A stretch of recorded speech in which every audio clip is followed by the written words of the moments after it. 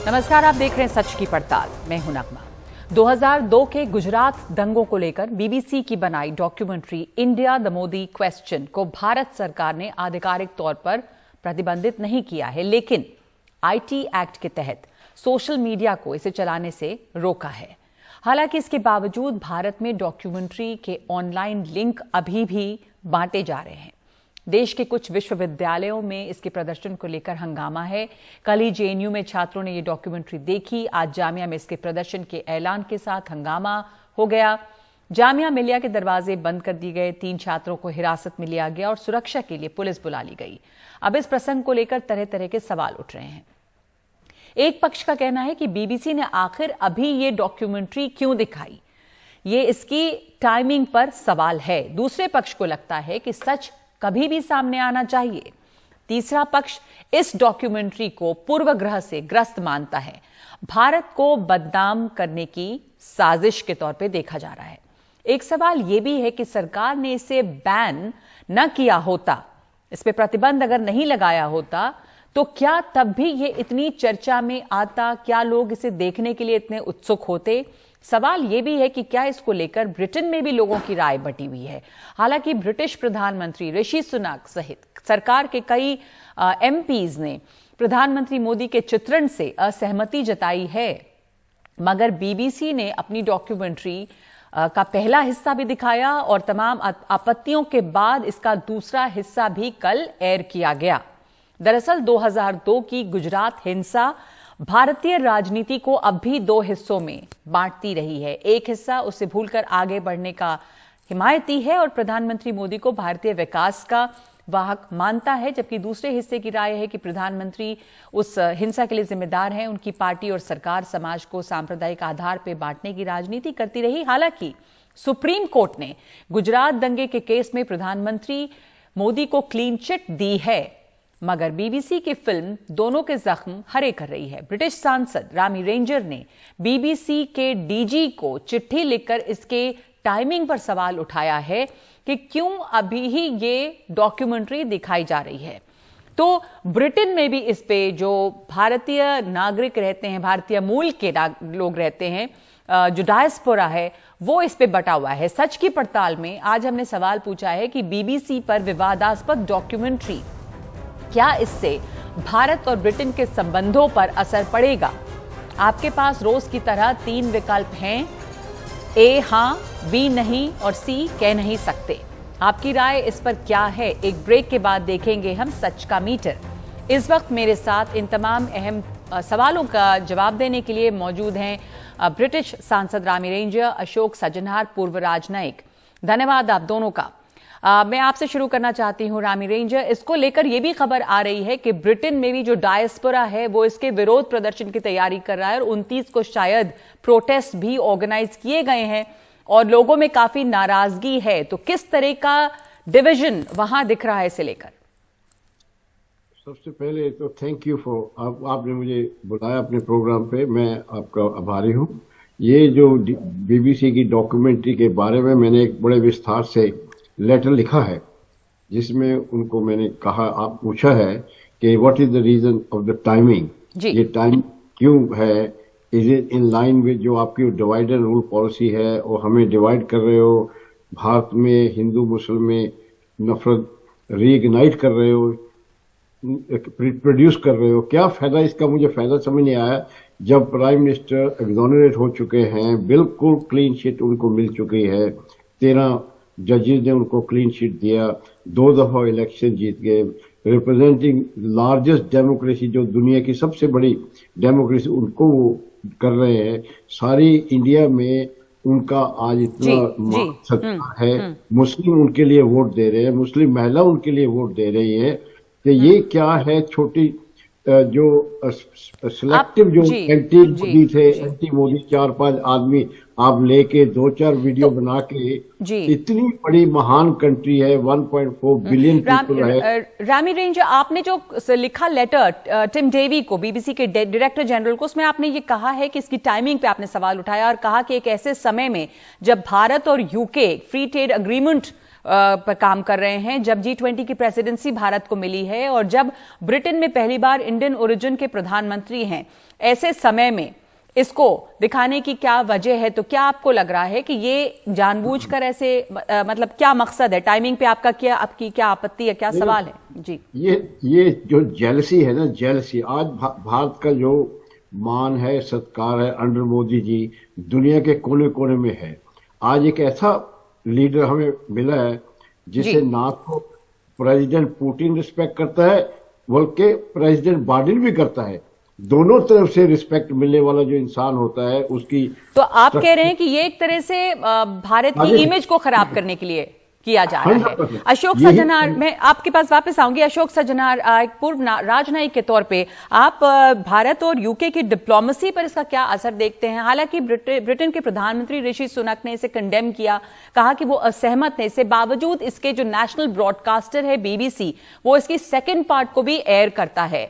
तो कैसे देखें इसे? सरकार की सहमति के बगैर ये होता है, सरकार एक तरह से इस पे आपत्ति भी करती है, फिर भी BBC इसे एयर करती है।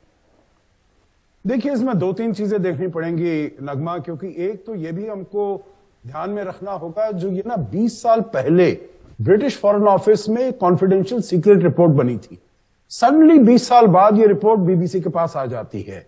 मेरे ख्याल से थोड़ा इन्वेस्टिगेशन ये भी होना चाहिए, जो ये रिपोर्ट कैसे आई, कब आई, किसने दी। मतलब मैं ये नहीं समझता हूं जो ये ब्रिटिश गवर्नमेंट ने दी होगी, क्योंकि जैसे आपने कहा ब्रिटेन के प्राइम मिनिस्टर ऋषि सुनक ने अपने को इससे डिस्टेंस कर लिया है, परंतु कौन से ऐसे एलिमेंट्स हैं। और मैं ये रवि रंजन साहब का बिल्कुल, मैं उनके चिट्ठी मैंने पढ़ी है और बहुत अच्छी चिट्ठी उन्होंने लिखी है, मैं उनको और जो उन्होंने अभी कहा है बहुत सहमत हूं। देखिए, इसकी टाइमिंग पर बहुत बड़ा सवाल उठता है। एक तो आपने मुद्दा उठाया है नगमा, जो भारत और ब्रिटेन के बीच संबंधों का संबंध बड़े अच्छे हो रहे हैं, बड़े गहरे हो रहे हैं।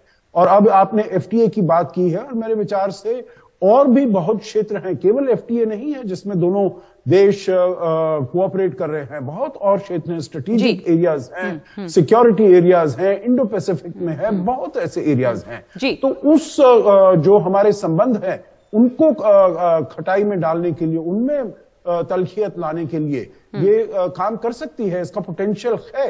मैं ये नहीं कह रहा हूं जो ये जरूर इस पीछे इसके उनका BBC की मंशा ये रही होगी। मेरे ख्याल से मंशा तो यकीनन भारत में प्रधानमंत्री मोदी का जो रास्ता है, चाहे 2024 में हो या इस साल 9 इलेक्शन है, उसके सामने रोड़े अटकाना है। भारत की जो छवि है पूरी दुनिया में, पर उस समय के फॉरेन सेक्रेटरी जैक स्ट्रॉ ने इसके बारे में, बस डॉक्यूमेंट्री में वो हैं, उन्होंने बातें कही हैं। उसको कैसे देखते हैं आप? अभी BBC नेशनल ब्रॉडकास्टर है, BBC इसकी सेकंड सीरीज को भी इन तमाम आपत्तियों के बाद ब्रिटिश सरकार जो है वो अपने आप को डिस्टेंस कर रही है, बावजूद इसके एयर होती है फिल्म। तो क्या इससे मैसेज क्या जाता है? और दूसरे की भारत और UK के रिश्ते अच्छे हो रहे हैं, फ्री ट्रेड एग्रीमेंट और तमाम चीजें हो रही हैं, लेकिन क्या इसका कुछ असर पड़ता आप देखते हैं? वहां पे डायस्पोरा इसको लेके काफी नाराज है। अशोक सज्जनार।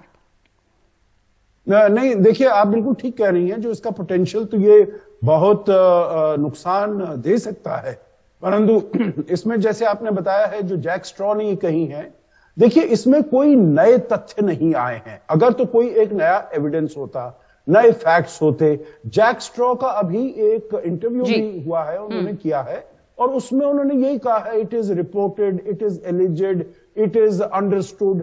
देखिए, कोई भी निश्चितता से इसमें कोई बात नहीं कही गई है, और बहुत चीजों में तो जैक स्ट्रॉ ने ये कहा है जो मुझे याद भी नहीं है उस समय क्या हुआ वगैरह। देखिए, जैक स्ट्रॉ की वैसे भी क्रेडिबिलिटी नगमा बहुत कम है भारत में, क्योंकि यही शख्स थे जिन्होंने उस समय 2000 के आसपास ये बयान देकर, जो वहां पर इराक में वेपन्स ऑफ मास डिस्ट्रक्शन है, बिल्कुल, कितने हजार लोगों का वहां पर जी जैक स्ट्रॉ की क्रेडिबिलिटी पे सवाल उठे हैं। लेकिन इस समय जो डायस्पोरा की प्रतिक्रिया वहां पर रही है, रामी रेंज, वहां पे ये भी अब खबरें आने लगी हैं कि इस पे प्रोटेस्ट 29 तारीख को कुछ ऑर्गेनाइज हो रहा है। पहले भी लेस्टर में जो राइट्स हुए थे उसको BBC ने जैसे कवर किया था, उसे लेकर भी डायस्पोरा नाराज था। तो एक BBC बनाम डायस्पोरा भी वहां पर दिख रहा है कि जो कवरेज रही है वहां पर इंडियंस की, कैसे आप इसे देखते हैं? नगमा, अगर हम कुछ ना कहें तो ये दोबारा फिर आ जाएंगे। अब हम आप वी आर नो लॉन्गर, हम कोई स्ट्रगलिंग कम्युनिटी तो है नहीं। हमने यहाँ बड़ी मेहनत की है, बड़ी कामयाबी हासिल की है, क्योंकि हम भारत से आए थे, भारत की वैल्यूज लेके आए थे। वो वैल्यू के साथ हम जिस मकाम पे पहुंचे, इनको भा नहीं रहा। वो भारत की जो तरक्की है इनको भा नहीं रहा। वो गंदी चीज निकाल के हमें नीचे डैमेज करने की कोशिश कर रहे हैं, लेकिन वो कामयाब नहीं होंगे, क्योंकि भारत जो है ये यूके ट्रेड इंडिया में। नगमा मुझे 2 मिनट आप दें, मैं इतना कॉन्फिडेंस जितनी एज ए एंकर यू हो, ये जो प्रोफेशन है आपका, 2 मुझे बोलने के टाइम। बिल्कुल बोलिए। हाँ, तो इसलिए जरा सुनिए, क्योंकि आपने मुझे बुलाया अपने प्रोग्राम पे। जी बोलिए। हाँ, तो मैं बोलना चाहता हूँ तो बोलने दीजिए। तो सबसे पहले तो ये देखिए कि हम आप जिस मकाम पे भारत पहुंचा है, दुनिया की सब ब्लू चिप कंपनी भारतीय रन कर रहे हैं, प्राइम मिनिस्टर भी भारतीय आ गया है जी। तो हमारा जो इकोनॉमी भी 7% गिर जा रही, जितने अच्छे अच्छे काम हैं उनके अंदर, अगर हिंदुस्तान की किसी ने रोकना है प्रोग्रेस, हिंदू मुस्लिम में झगड़ा कराओ। ये सबसे पहला आपने देख लिया, पहले 1947 में इन्होंने क्या कराया, मैंने वो लेटर में लिख दिया है। आपने बहुत अच्छा कार्ड किया है। भारत को रोकने का एक ही तरीका है, भारत के मुसलमान एक बिल्कुल बराबर है, उनके लीडरों को पता होना चाहिए। संविधान ने उनको इक्वालिटी दी है, एक गारंटी है। इंडिया में डाइवर्सिटी जो है not only accepted, respected and protected, वहां लॉ है जो आपकी डाइवर्सिटी को, जो मोदी जी ने मुस्लिम औरतों के लिए काम किया है, वो तो मुस्लिम लीडर ने नहीं, किसी ने किया। जी, मैं आपसे एक जो हमारा रामी रेंजर, हम आपसे एक छोटा सवाल पूछती हूँ। आपको लगता है कि इससे फर्क पड़ता है इंडिया यूके की डिप्लोमेसी में, कोई खटास आएगी? कोई फर्क नहीं पड़ेगा, कोई फर्क नहीं पड़ेगा, क्योंकि ये छोटा सा इरिटेंट है। जो लोग बैठे गवर्नमेंट चला रहे हैं, नगमा जी, जो उनके पास बीबीसी से ज्यादा दिमाग है, उनको पता है इनका इंटरेस्ट इंडिया के साथ है। इनकी तो इकोनॉमी ग्रो नहीं हो रही, हमारी साइज ऑफ इकोनॉमी देखो, ग्रोथ ऑफ इकोनॉमी बहुत। जी, थैंक यू आपको अपने व्यूज के लिए। और माफी के साथ मैं इस वक्त रोक रही हूं आपको, क्योंकि मेरे पास इतना ही वक्त है इस शो पे। बहुत शुक्रिया आप शामिल हुए, बहुत शुक्रिया आपका अशोक सज्जनहार। तो आप रामी रेंजर, ब्रिटेन में सांसद, ये देख रहे हैं इस तरह से कि इसका डिप्लोमेसी पे कोई भी ज्यादा असर नहीं पड़ेगा, भारत और यूके के रिश्तों पर जो बेहतर हो रहे हैं। और हमने आपसे ये सवाल पूछा था कि बीबीसी पर विवादास्पद डॉक्यूमेंट्री, क्या इससे भारत ब्रिटेन के संबंधों पर असर पड़ेगा? आप क्या सोचते हैं इस पर? आपके पास 3 विकल्प हैं, रोज की तरह। सच का मीटर दिखाएंगे ब्रेक के बाद।